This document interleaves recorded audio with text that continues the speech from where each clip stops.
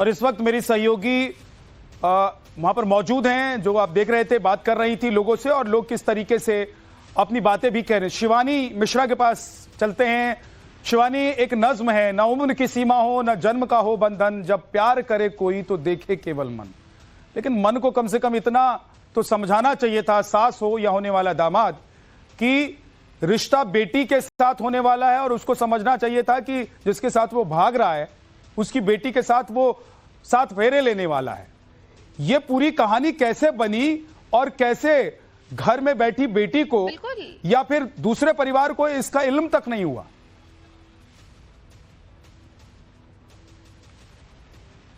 बिल्कुल, देखिए विद्यानाथ, यही एक बड़ा सवाल बना है कि इससे पहले भी हमने देखा है कि बेटियों का घर बसाने के लिए जो माँ है वो कई सारी कुर्बानियां देते हुए नजर आती है। कम से कम भारतीय परंपरा में ऐसी अनगिनत कहानियां मौजूद हैं, लेकिन फिलहाल यहाँ की जो कहानी है वो बिल्कुल अलग है।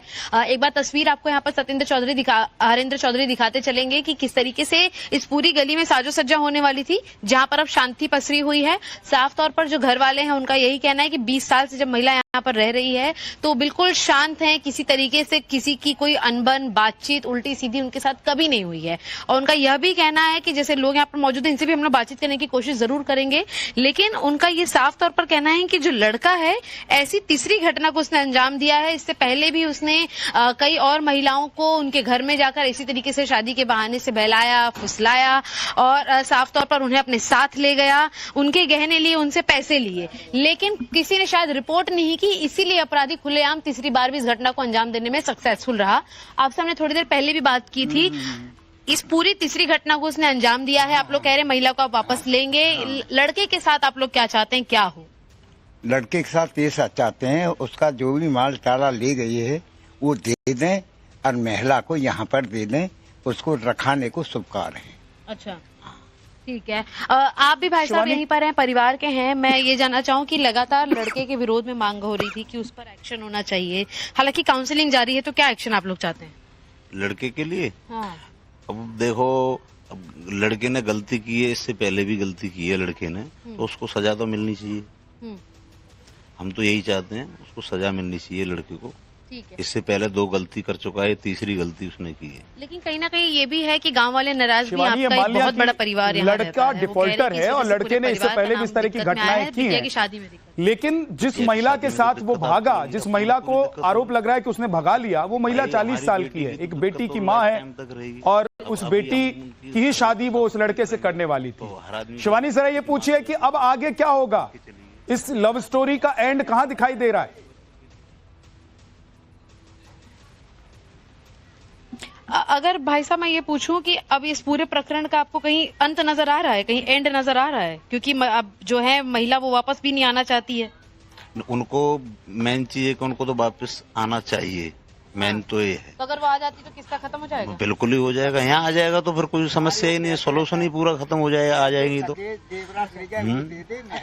आप चाचा कैसे देखते हैं किस्सा कब खत्म होगा? हाँ, किस्सा ऐसे ही खत्म होगा, महिला हमारे घर में आ जाए और जेवरात जो ले गई ये पैसे टके वो आ जाए, वो लड़का को दंड मिल जाना चाहिए। अच्छा। हाँ, महिला को हम रखने को तैयार हैं। ठीक है। तो विद्यानाथ, जैसे हम लोग सुन रहे थे लगातार इनका यही कहना है कि दंड लड़के को मिलना चाहिए। हालांकि जो उसने गहने पैसे मोबाइल फोन महिला के जरिए लिया है वो उसे भी वापस करे, जिसके बाद ये महिला को स्वीकार करेंगे और लड़के को सजा मिलेगी, तब मामले का अंत होगा। लेकिन स्पष्ट तौर पर अगर हम कहें तो पूरा परिवार जो है एक बहुत बड़ी संख्या में यहाँ पर रहता है, यानी कि जो आसपास के इस गाँव का इलाका है बड़ा, उसकी पृष्ठभूमि में यह परिवार कई जनरेशन से एक साथ रहते आ रहा है। तो एक बड़ी ज्वाइंट फैमिली है इनकी यहाँ पर, और इसीलिए इनका कहना है कि जो घर के अन्य बच्चे हैं उनकी भी शादी ब्याह के भविष्य में सामाजिक तौर पर इन्हें एक बड़ी दिक्कत देखने को मिलेगी। और अपने आप में जैसे कि हम कह रहे थे कि एक अनोखा किस्सा है। पुलिस भी लगातार काउंसलिंग करके महिला से यही समझना चाहती है कि आखिर वह इस लड़के के साथ, अपने दामाद के साथ क्यों भागना चाहती है, क्यों आगे जाना चाहती है। ठीक है, बहुत बहुत शुक्रिया शिवानी इस पूरी जानकारी के लिए आपका। आपसे और भी अपडेट्स के लिए आते रहेंगे आपके पास।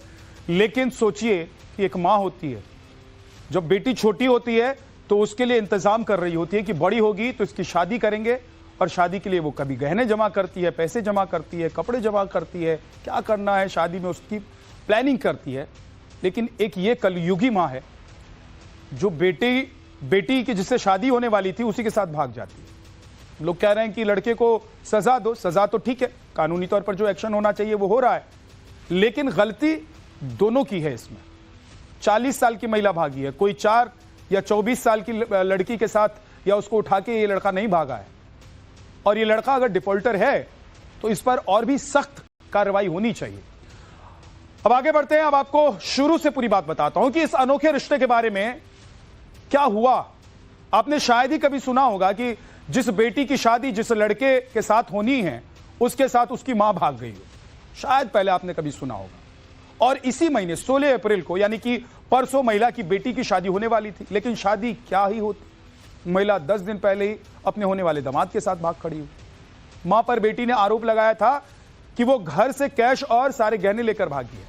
हैरानी की बात तो यह है कि शादी से पहले दामाद लड़की के घर के कई चक्कर लगा चुका था, लेकिन किसी को इस नए रिश्ते के बारे में भनक तक नहीं लगी। होने वाली पत्नी से ज्यादा लड़का लड़की की मां से फोन पर बात किया करता था।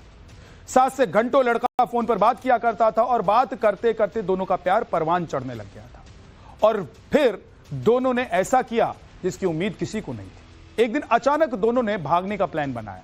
दोनों घर बार छोड़कर भाग गए। भागने के बाद कई दिनों तक उनकी तलाश की गई, लेकिन दोनों पुलिस को चकमा देते रहे और पुलिस उन्हें ढूंढती रही।